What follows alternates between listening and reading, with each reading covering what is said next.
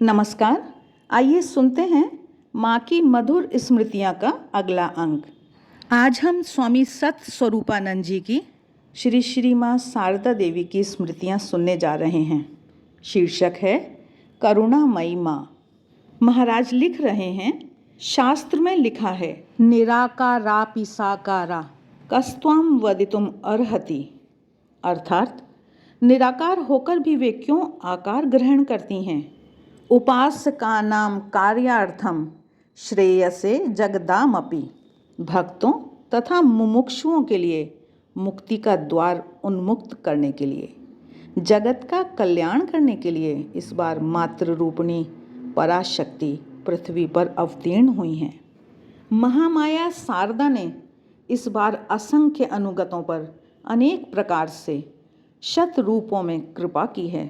उपासकानां कार्यार्थम श्रेयसे जगदामपि। उपासकों की कार्य सिद्धि तथा जगत के कल्याण हेतु शतरूपा शारदा की शत रूपों में अभिव्यक्ति हुई है। मेरा यह छोटा सा जीवन ज्योति स्वरूपिणी शारदा के शत रूपों की एक रश्मि पाकर ही निहाल हो गया है। जीवन की इस संध्या बेला में वह भास्वर ज्योति आज भी परम उज्ज्वल चिन्मय सत्ता के रूप में अम्लान बनी हुई है। जो अव्यक्त है, जो अचिंत्य है, उन्हें भाषा में व्यक्त करने का यह मेरा एक छोटा सा प्रयास है। स्वामी सत स्वरूपानंद जी लिख रहे हैं कि मेरी आयु उस समय 24-25 वर्ष की रही होगी।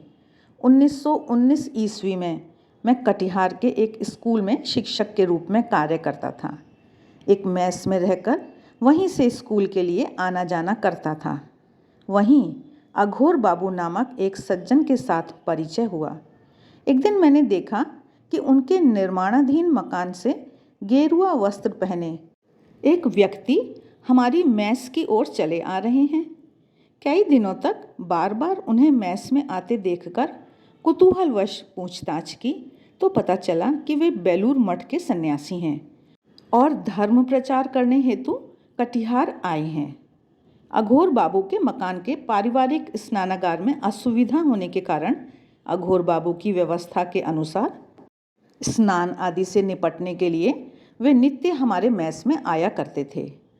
साधु सन्यासियों के प्रति मेरे मन में एक स्वाभाविक आकर्षण होने के कारण कुछ दिनों के भीतर ही उनके साथ मेरा परिचय भी हो गया।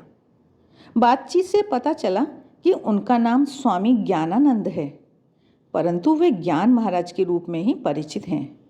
उन्होंने जयराम बाटी में काफ़ी समय तक श्री रामकृष्ण देव की सहधर्मिणी शारदा मणि देवी की भी सेवा की थी।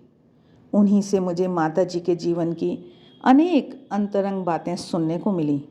पता चला कि माँ की स्नेहपूर्ण करुणा से कितने ही भक्तों के जीवन की दिशा बदल गई। यही सब सुनते सुनते मेरे मन में भी एक बार माँ के दर्शन करने की इच्छा हुई।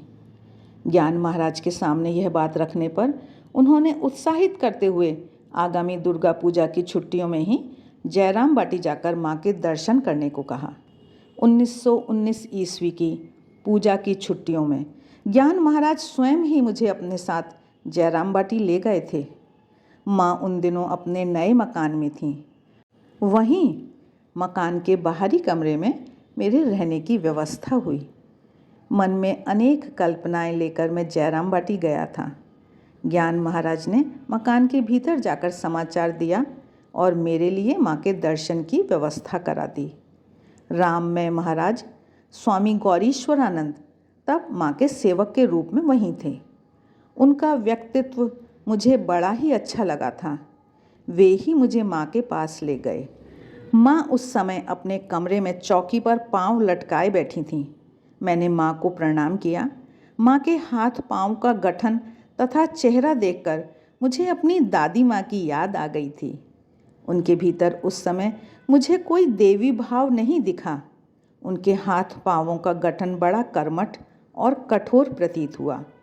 यदि वे स्वयं ही अपना स्वरूप व्यक्त न कर दें तो उन्हें समझ पाने की भला किसमें सामर्थ्य है। मायया बहुरूपिणी, अपना स्वरूप उन्होंने माया से आवृत कर रखा है और साथ ही हमारी दृष्टि तथा बुद्धि को भी आच्छन्न कर रखा है।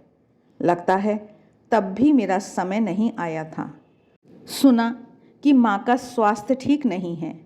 ज्ञान महाराज की इच्छा थी कि मैं उसी बार माँ से दीक्षा ले लूँ, परंतु माँ ने कहा, बेटा अभी तबीयत ठीक नहीं है, दीक्षा बाद में होगी। मेरा मन भी संभवतः इसके लिए ठीक ठीक तैयार नहीं हो सका था, इसीलिए शायद माँ ने मुझे तत्काल स्वीकार नहीं किया। उस बार मैं वहाँ कई दिन रहा। मैंने दूर से ही माँ को अनेक बार अनेक घरेलू परिवेश में कामकाज में व्यस्त देखा, परंतु मन में सचमुच ही किसी उच्च भाव की अनुभूति नहीं हुई। तो भी इतना बोध अवश्य हुआ था कि माँ स्नेहमयी हैं और अपने किसी निकटतम संगी के समान हैं। विदा लेते समय जब मैं उन्हें प्रणाम करके निकल रहा था, तब माँ ने स्वयं ही मेरे मुख की ओर देखते हुए एक बात कही। मेरे पहले जो लोग माँ को प्रणाम करके गए थे, उन लोगों ने फूल, बिल्वपत्र आदि के साथ उन्हें पत्तों सहित आंवले की एक डाली भी दी थी। माँ उस समय पूजा के आसन पर ही बैठी थीं।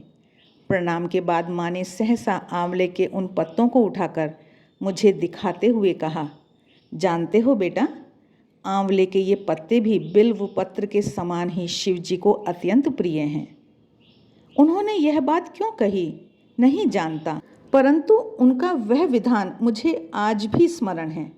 मैं अपने कर्म स्थल को लौट आया, परंतु मन बीच बीच में जयराम बाटी की ओर दौड़ जाता था। ज्ञान महाराज ने आशा नहीं छोड़ी थी। उनके प्रोत्साहन तथा प्रेरणा से उसी वर्ष बड़े दिन की छुट्टियों में मैं पुनः जयराम बाटी गया। इस बार भी नए मकान के बाहरी कमरे में ही हमारे ठहरने की व्यवस्था हुई। फिर राम में महाराज ही मुझे माँ के पास ले गए, परंतु इस बार माँ को प्रणाम करने पर उन्होंने कुछ ऐसा भाव व्यक्त किया कि पिछली बार उनकी अस्वस्थता के कारण दीक्षा नहीं हो सकी थी, सो इस बार हो जाने से अच्छा रहेगा। माँ की इस अप्रत्याशित इच्छा ने मेरे मन में बड़ा उत्साह पैदा किया। मैंने जब आनंदपूर्वक माँ के समक्ष अपनी कामना व्यक्त की, तो उन्होंने अगला दिन ही दीक्षा के लिए निर्धारित कर दिया। अगले दिन प्रातःकाल पुण्य पुकुर में स्नान करके बिना कुछ खाए, हृदय में एक विचित्र अनुभूति लिए मैं माँ के कमरे में प्रविष्ट हुआ। दीक्षा के लिए मैंने कोई तैयारी नहीं की थी। गुरु दक्षिणा के लिए भी साथ में कुछ ले नहीं गया था। मुझ अकिंचन को माँ ने अपने कमरे में निकट बैठाकर महामंत्र प्रदान किया। दीक्षा के बाद उन्होंने मुझसे 3 बार जप भी करा लिया। ठीक उसी समय मेरे सामने से एक अद्भुत पर्दा खिसक गया। मोक्ष द्वार कपाट पाटन करी। करुणामयी माँ ने उस समय न जाने क्या किया, परंतु उनके मुख की ओर दृष्टि उठाते ही मैंने उनमें अपने इष्ट मंत्र की अधिष्ठात्री देवी को देखा। ऐसा मैंने 3 बार देखा। मुझे अवाक होकर अपनी ओर ताकते देखकर माँ कह उठी, क्या देखते हो बेटा? जो देख रहे हो ठीक ही देख रहे हो। कृपामयी माँ ने मेरे नेत्रों का आवरण हटाकर अपना स्वरूप व्यक्त कर दिया। अनंत रूपा शारदा की वराभया मूर्ति मेरे सामने प्रकट हुई। मेरा सर्वांग सिहर उठा और मैं विस्मय तथा आनंद से भर गया। माँ ने कहा, बेटा दक्षिणा दो। मेरे पास कुछ था ही नहीं। तब माँ ने ही दिखा दिया। कमरे के कोने में कुछ फल रखे हुए थे, उन्हीं में से एक लाकर अपने को देने का उन्होंने निर्देश दिया। यंत्र चालितवत मैंने वही फल उन्हें अर्पित किया। मेरा जीवन कृतार्थ हुआ, मनुष्य जन्म सार्थक हुआ। प्रणाम के उपरांत बाहर आकर मैं सोचने लगा, यह क्या हुआ। उस दिन दोपहर के समय सभी भक्तों के साथ मैं भी माँ के कमरे में बरामदे में प्रसाद पाने बैठा था। मैं नया नया था, थोड़ा संकोची स्वभाव का था, इसीलिए पंक्ति में बिल्कुल अंतिम छोर पर बैठा था। परोसना आरंभ होते ही मैंने देखा कि माँ आकर अपने कमरे के द्वार पर खड़ी हैं। उनका एक हाथ चौखट के ऊपर था। बड़े स्नेहपूर्वक देखते हुए वे सबको खिला रही थीं। दीक्षा के समय की भांति ही इस बार भी मैंने पुनः माँ की वही वराभया मूर्ति देखी।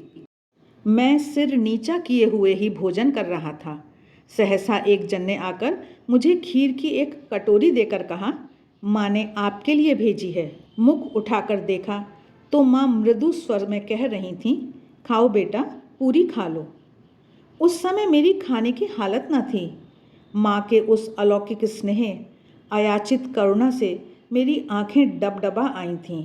आवेग तथा उद्वेग से मेरा कंठ प्रायः अवरुद्ध था और सबके बीच अपने लिए वह विशेष व्यवस्था देखकर मैं संकुचित हो उठा था। धीरे धीरे मैंने सारा प्रसाद समाप्त कर डाला।